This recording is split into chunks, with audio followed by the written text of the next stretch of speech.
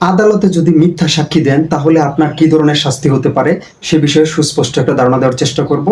যখন আদালতে আপনাকে সাক্ষী হিসেবে তলব করা হয় বা আপনি নিজেই সাক্ষী হিসেবে উপস্থিত হন, তখন আপনার দায়িত্ব হচ্ছে আপনি যেই বিষয়ে সাক্ষ্য দিবেন সেই বিষয়ে আপনি যতটুকু সত্য জানেন, আপনার নিজের বিশ্বাস এবং জ্ঞান মতে যতটুকু সত্য ততটুকুই বলার।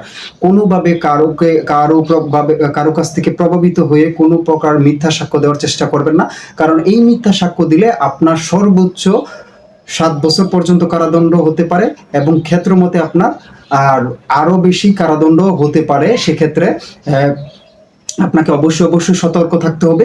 তো আসুন আমরা মিথ্যা সাক্ষ্য দেওয়ার যে বিষয়টা আছে, যে বিধানটা আছে, সেটা জানার চেষ্টা করি। আমাদের পেনাল কোডের 191 ধারা এবং 92 ধারা হচ্ছে মিথ্যা সাক্ষ্যদান বা মিথ্যা সাক্ষ্য উদ্ভাবন।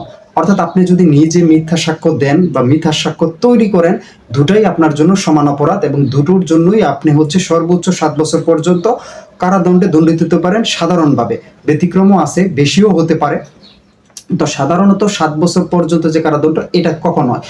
ধরেন আপনাকে আদালত বলেছে যে আপনি ঘটনা সম্পর্কে যা জানেন সে বিষয়ে বলেন। অর্থাৎ আপনি ঘটনায় দেখছিলেন যে ওই ঘটনায় নির্দিষ্ট একটা ব্যক্তি অভিযুক্ত, কিন্তু সে খুন করে নাই বা সে কোনো অপরাধ করে নাই। আপনি জানেন যে সে খুন করে নাই, জেনেও মিথ্যা সাক্ষী দিয়ে বললেন যে সেই অপরাধী, সেই অভিযুক্ত এবং সেই এই অপরাধ সংগঠন করেছে।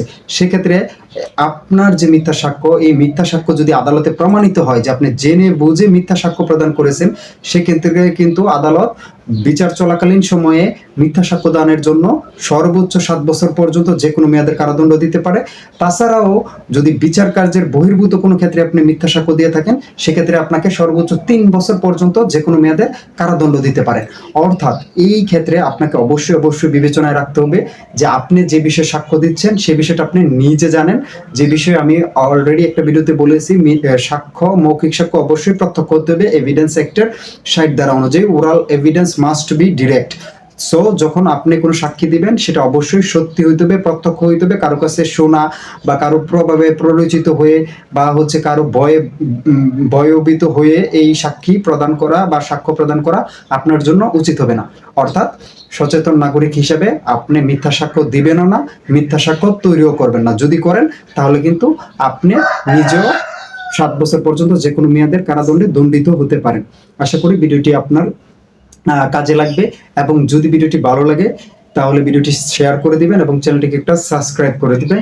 এবং আইন সংক্রান্ত কোনো প্রশ্ন থাকলে অবশ্যই চ্যানেলে কমেন্ট করে দিবেন। ধন্যবাদ সবাইকে।